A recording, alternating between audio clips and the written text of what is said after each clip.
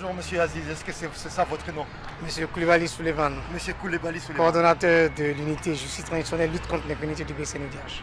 Oui, justice transitionnelle. Mais si je vous posais juste une question, Monsieur Koulibaly Souleymane, dans votre compréhension, quand on parle des 4 piliers de la justice transitionnelle, de quoi peut-on parler? On parle d'abord du droit à la vérité, du droit à la justice, du droit aux réparations et des garanties de non-répétition, qu'on appelle également les garanties de non-récurrence. Et comment on peut le comprendre? Pour le comprendre, c'est tout simple. La justice transitionnelle, c'est un ensemble de mécanismes qui concernent les pays où des violations graves des droits de l'homme ont été commises ou des pays qui sortent d'une dictature.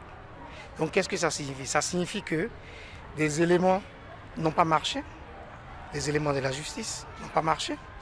Donc il faut faire en sorte qu'on puisse réparer tout ce qui n'a pas marché. Voilà pourquoi on parle également de justice transitionnelle ou de justice de transition. Vous voyez, c'est une époque qui a commencé par des violations très très graves. Ça c'est dans un contexte. Et un autre contexte, c'est un État qui sort de dictature. Il y a des exemples qu'on peut prendre, des exemples sont légion. Le cas du Congo est un cas où nous avons, je dirais, les 3 éléments. Nous avons le Congo, un pays où on a des conflits qui se perpétuent. Je prends l'exemple de l'Ituri, on a encore des conflits. Je parle du Nord Kivu, Béni. On a également un contexte où on sort de conflits, c'est le Kananga, c'est le Kasaï. Et il y a également d'autres contextes comme le Tanganyika. Donc c'est tout cet ensemble-là qu'il faut mettre ensemble. Donc ça veut dire que le droit à la vérité, qu'on appelle également la recherche de la vérité, le droit à la justice, donc les poursuites judiciaires, les réparations qui vont avec ça, et également les garanties de non-répétition, les réformes institutionnelles qu'il faut tout prendre ensemble. On parle de séquençage, on parle de séquence, on parle de sequencing en anglais, mais il faut faire en sorte que, selon le contexte, qu'on ait des options idoines qu'on puisse choisir. Voilà pourquoi nous sommes ici, pour venir discuter avec le Dr Mukwege, avec la Fondation Panzi, qui est un partenaire clé pour nous.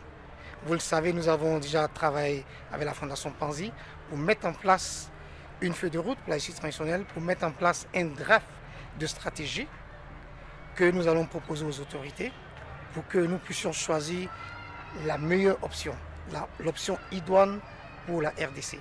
Notre rôle, c'est juste un rôle d'accompagnement.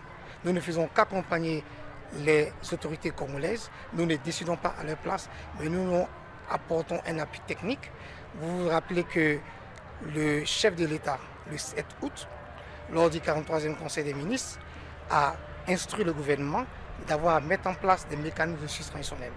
Et suite à cela, le chef de l'État a écrit à Madame la Haute Commissaire pour lui demander son appui pour que le BCNUDH qui a été désigné par elle puisse accompagner le gouvernement.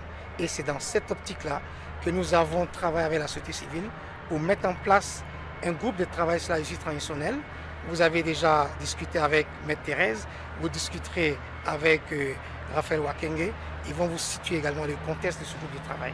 Donc c'est dans cet accompagnement, nous faisons des missions sur le terrain, dans différentes provinces, pour s'assurer qu'on a tous la même compréhension de la justice transitionnelle avant d'aller de l'avant. Est-ce que c'est une voie pour que le rapport mapping sorte sur la table? Évidemment, c'est une voie parce que vous savez, le rapport mapping a en son sein des options de justice transitionnelle. Et dans ces options, le docteur Mukwege l'a rappelé à maintes reprises. Il a parlé du tribunal pénal international pour le Congo. Il a également parlé des champs mixtes. Les champs mixtes, ce sont les discussions que nous avons depuis longtemps avec les autorités. Nous avons fait des ateliers en cela. Mais la décision finale viendra des Congolais. La décision finale viendra des autorités congolaises elles-mêmes. Nous, notre rôle, c'est juste un accompagnement technique, un appui que nous allons donner aux autorités congolaises. Nous vous disons merci. Je vous remercie.